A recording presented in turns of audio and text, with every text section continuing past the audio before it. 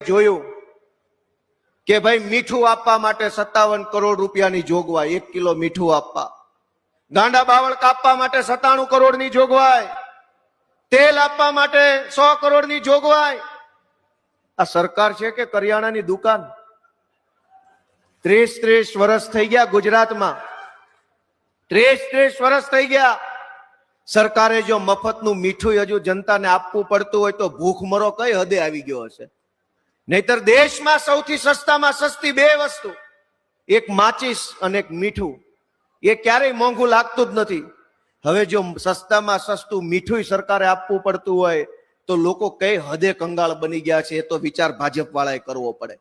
એના બદલે ગર્વ સાથે વિધાનસભામાં બોલે છે ભાજપના માણસો કે અમારી સરકાર 75 લાખ કુટુંબોને મીઠું આપે. અરે તમારા ઘરે 3 ખટારા મીઠું મોકલી દઉં, જાવ હવે અહીંથી રજા લો, નીકળો ઓછા પગે.